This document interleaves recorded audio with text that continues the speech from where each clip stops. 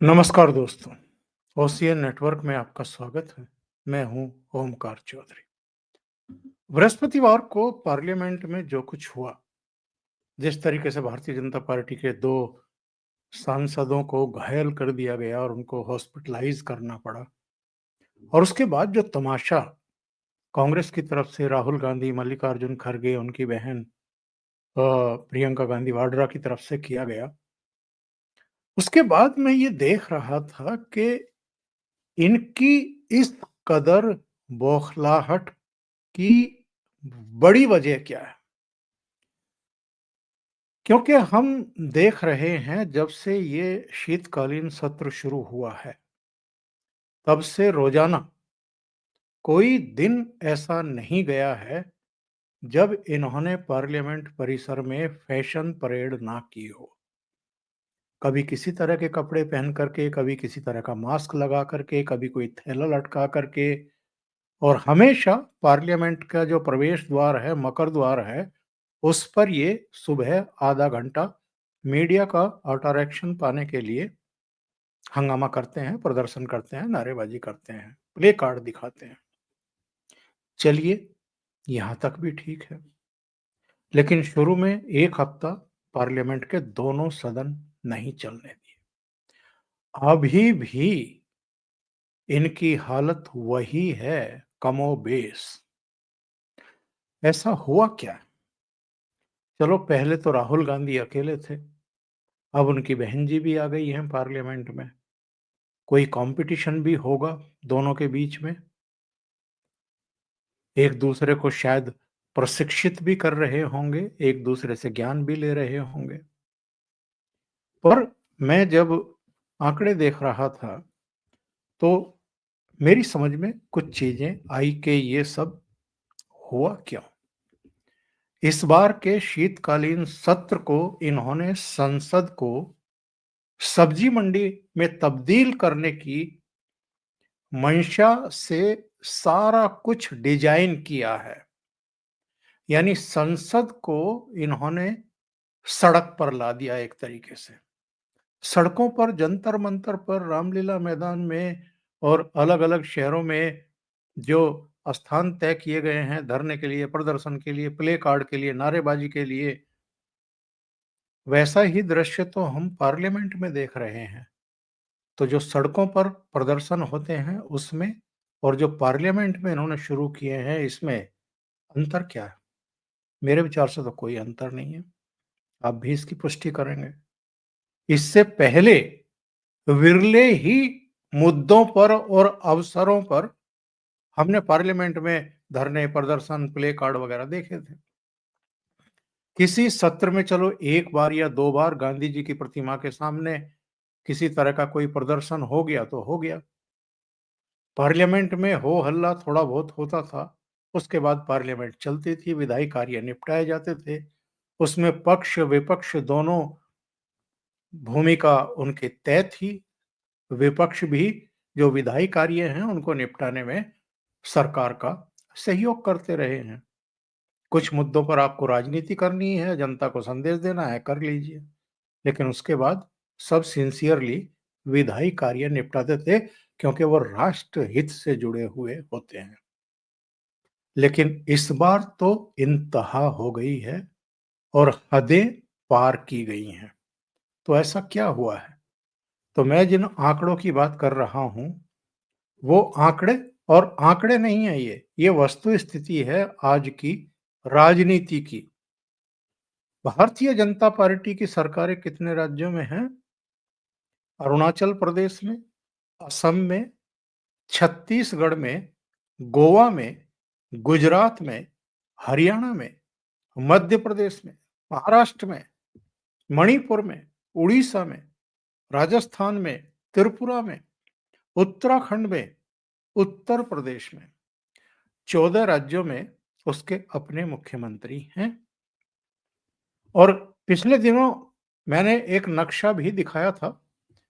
ये नक्शा अगर आप देखें तो इससे भी पता चलता है कि सारे देश में तो लगभग 2/3 हिस्से में तो भगवा ही दिखाई दे रहा है।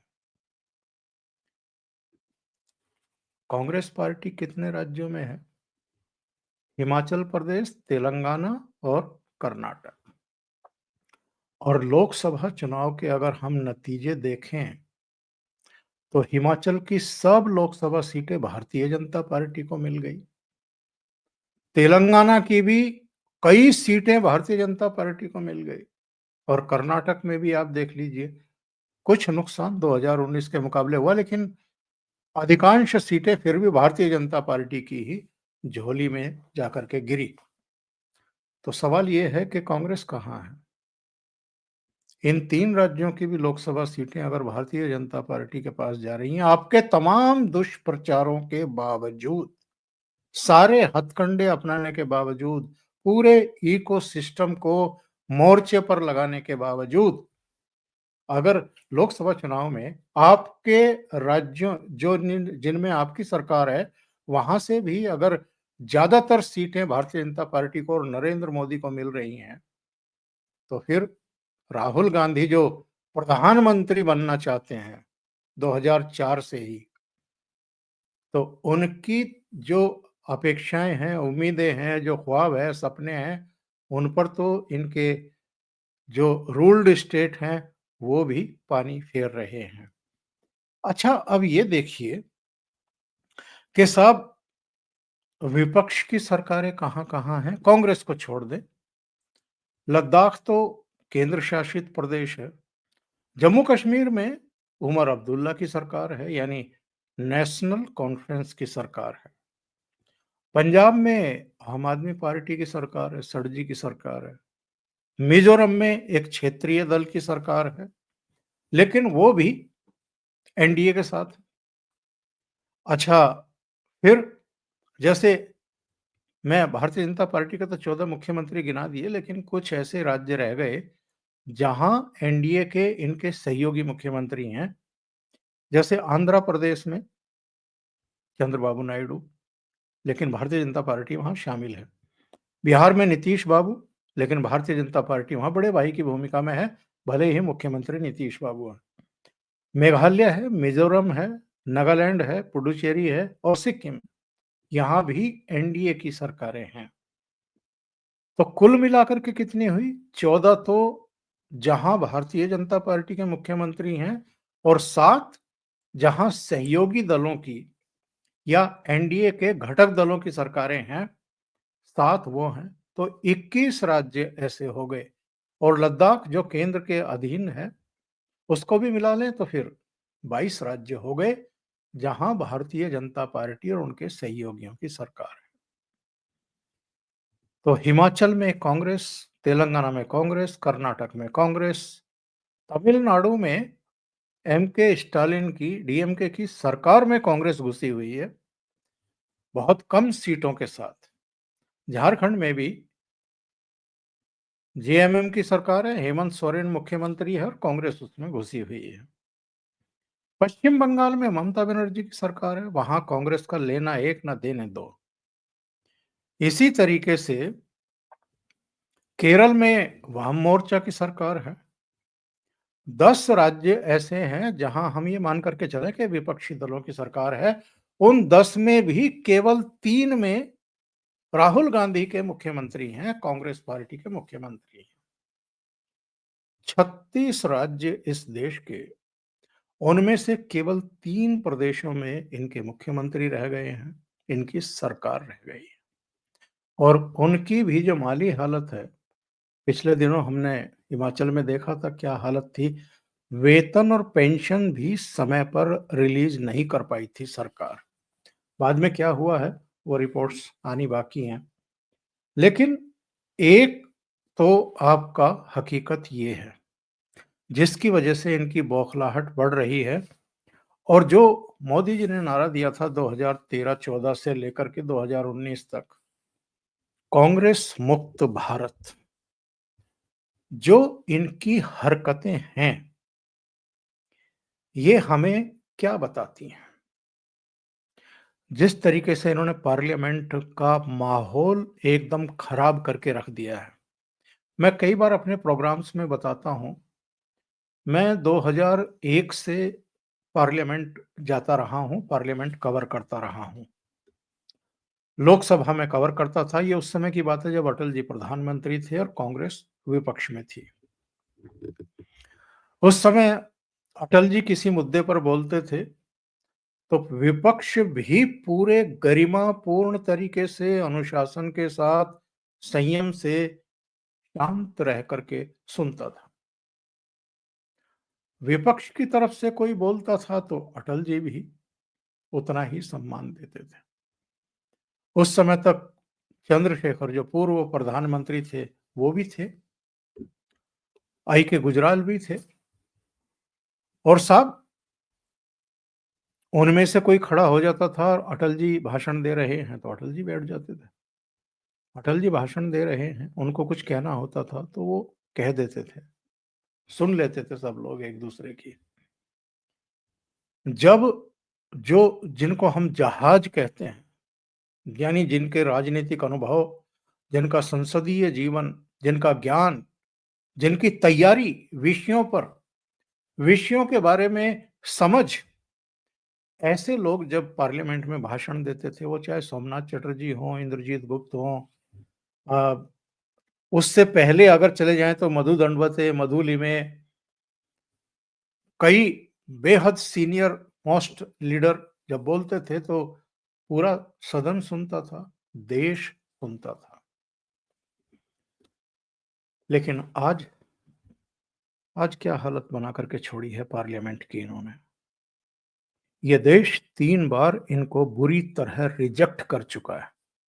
2014 में 44 पर समेट दिया, 2019 में केवल 52 सीटों पर, और इस बार भी 100 का आंकड़ा कांग्रेस छू नहीं पाई है। और सारे राज्यों से सफाया हो रहा है। दूसरी तरफ भारतीय जनता पार्टी चारों तरफ दिखाई दे रही है, पूरे देश में दिखाई दे रही है। तो ये जो इनका फ्रस्ट्रेशन है, ये जो मोदी जी का लक्ष्य है कि कांग्रेस मुक्त भारत, ये उस सपने को साकार करने की दिशा में तेजी से बढ़ रहे हैं। देखिए, एक बात समझ लीजिए, अगर आप लगातार चुनाव हार रहे हैं, लोकसभा के भी और राज्यों के भी, और क्षेत्रीय दल जीत रहे हैं, भारतीय जनता पार्टी भी जीत रही है, भारतीय जनता पार्टी के सहयोगी दल भी जीत रहे हैं, अपोजिशन के भी क्षेत्रीय दल जीत रहे हैं, कांग्रेस हार रही है, तो क्या कभी कोई ऐसा समय आएगा जब राहुल गांधी ठंडे दिमाग से बैठ करके सोचेंगे कि हमसे गलती क्या हो गई है, जो जनता हम पर भरोसा ही करने को तैयार नहीं है, हमें जिम्मेदार ही मानने को तैयार नहीं है कि ये जिम्मेदारी के साथ सरकार चला सकते हैं। और कई बार नरेंद्र मोदी अपनी सभाओं में कहते हैं कि ये जनता की सेवा करने के लिए सत्ता में नहीं आते हैं, लूटपाट के लिए आते हैं, शासन प्रशासन का दुरुपयोग करने के लिए आते हैं, बदले की राजनीति करने के लिए आते हैं, और दोहन होता है, एटीएम बना दिए जाते हैं वो राज्य कांग्रेस के द्वारा। और ये बात किसी हद तक सच है, बल्कि बहुत हद तक सच है। ये जो इस शीतकालीन सत्र को अखाड़े में तब्दील किया है इन्होंने, इसकी एक और वजह है। इस शीतकालीन सत्र से ठीक पहले का वातावरण जरा याद करिए। कीर्ति आजाद ने एक बयान दिया था, उन्होंने कहा था कि कलकत्ता से ही ममता बनर्जी इंडी अलायंस का नेतृत्व करने के लिए तैयार हैं। अगर इन लोगों से ये सब नहीं चल पा रहा है, यानी इंडी अलायंस नहीं चल पा रहा है, तो ममता बनर्जी जिम्मेदारी उठाने को तैयार है। उनके बयान को एंडोर्स कर दिया, उसका समर्थन कर दिया रामगोपाल यादव ने। और रामगोपाल यादव अखिलेश यादव के, शिवपाल यादव के मुकाबले तो कहीं ज्यादा विश्वास पात्र भी है, करीबी भी है। रामगोपाल यादव अगर कोई बात कर रहे हैं इसका मतलब क्या है?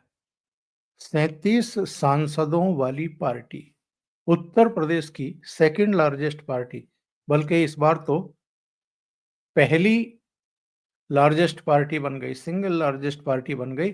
भारतीय जनता पार्टी की भी लोकसभा की 33 सीटें रह गई। उसके बाद शरद पवार ने भी यही बात कह दी कि ममता बनर्जी सक्षम है इंडी अलायंस को नेतृत्व देने में। फिर उद्धव ठाकरे का बयान आ गया। अच्छा, उसके बाद उमर अब्दुल्ला से पूछा गया, उन्होंने भले ही गोलमोल जवाब दिया, लेकिन ईवीएम के मुद्दे पर उन्होंने जिस तरीके से राहुल गांधी और कांग्रेस के नेताओं को आईना दिखाया और ये कहा कि जब आप जीतते हैं तो ईवीएम ठीक है और हारते हैं तो ईवीएम के चरित्र में आप लांछन लगाना शुरू कर देते हैं, खोट निकालना शुरू कर देते हैं। अगर ईवीएम पर भरोसा है तो चुनाव ही मत लड़ो। इसका मतलब ये है कि उमर अब्दुल्ला यानी नेशनल कॉन्फ्रेंस भी अब इनसे उकता गई है, तंग आ चुकी है। और ये क्यों हुआ, माहौल पैदा क्यों हुआ? क्योंकि ये जम्मू कश्मीर का चुनाव भी हारे, 90 के सदर में केवल 6 एमएलए जीत करके आए। ये हरियाणा का चुनाव हारे, ये महाराष्ट्र का चुनाव हारे, लोकसभा का तो हारे ही थे। तीसरी बार लोकसभा का चुनाव हारे हैं और राहुल गांधी के नेतृत्व में हारे। ये झारखंड का भी चुनाव हारे हैं। 81 सीटें हैं, वहां पर केवल 16 सीटें आई हैं कांग्रेस पार्टी की। तो इसको हार कहेंगे या जीत कहेंगे?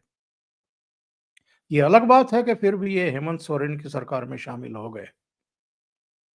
तो जब आपका इतना पानी उतरा हुआ है, हर जगह जनता आपको रिजेक्ट कर रही है, तो इंडी अलायंस ने भी सोचा कि भाई ये जो राहुल गांधी मनमानी पर उतारू हैं और अपनी ही राजनीति आगे बढ़ाने की कोशिश कर रहे हैं, जो बाकी के क्षेत्रीय दल जुड़े हुए हैं उनकी अनदेखी कर रहे हैं, उनके लिए अपमानजनक स्थितियां पैदा कर रहे हैं, तो इसको उतार करके फेंको।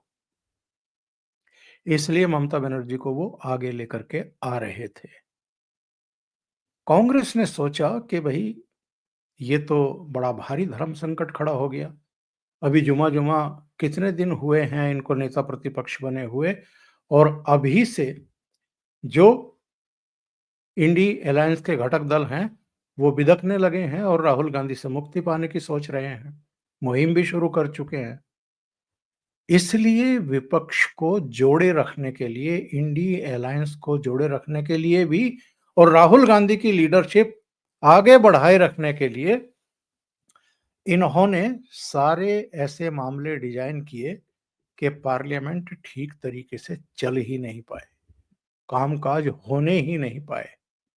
ऊपर से गलती कर दी कि संविधान पर चर्चा की मांग कर दी और भारतीय जनता पार्टी तो शायद इसका इंतजार ही कर रही थी, क्योंकि संविधान की प्रति लेकर के राहुल गांधी जिस तरीके से घूम रहे थे और जिस तरह का वातावरण बना रहे थे, जिसका नुकसान भारतीय जनता पार्टी को लोकसभा चुनाव में उठाना पड़ा, तो वो ब्याज समेत इनका सब कुछ चुकता करने का मौका तलाश कर रही थी। और दोनों सदनों में भारतीय जनता पार्टी के बाकी सांसदों और नेताओं ने भी, प्रधानमंत्री नरेंद्र मोदी और गृह मंत्री अमित शाह ने भी जिस तरीके से संविधान के साथ कांग्रेस पार्टी की 3-3 पीढ़ियों ने खिलवाड़ किए हैं, उसका जो भंडाफोड़ किया है और डॉक्टर अंबेडकर की जिस तरीके से बेइज्जती की है नेहरू ने, उसका जो खुलासा किया है देश के सामने, उसके बाद तो आप ये समझ लीजिए कि इनका पूरी तरीके से नकाब उतर गया देश की जनता के सामने। इसलिए इन्होंने वो एक छोटी-सी 12 सेकंड की, 16 सेकंड की क्लिप निकाल कर के अमित शाह की, ये चिल्लाना शुरू किया कि अंबेडकर का अपमान कर दिया, अंबेडकर का अपमान कर दिया। ये इनकी हताशा की पराकाष्ठा है, हताशा की पराकाष्ठा है। अभी के लिए इतना ही। बहुत-बहुत धन्यवाद। अगर आपको ये चैनल और इसके कंटेंट पसंद आ रहे हैं तो लाइक करें, कमेंट करें, वीडियो को शेयर भी करें। अभी तक अगर आपने ये चैनल सब्सक्राइब नहीं किया है, तो सब्सक्राइब कर लें। साथ में लगे बेल आइकॉन को दबाना ना भूलें ताकि आगे आने वाले वीडियो और उनके नोटिफिकेशन आप तक पहुंचते रहें। बहुत-बहुत धन्यवाद। नमस्कार।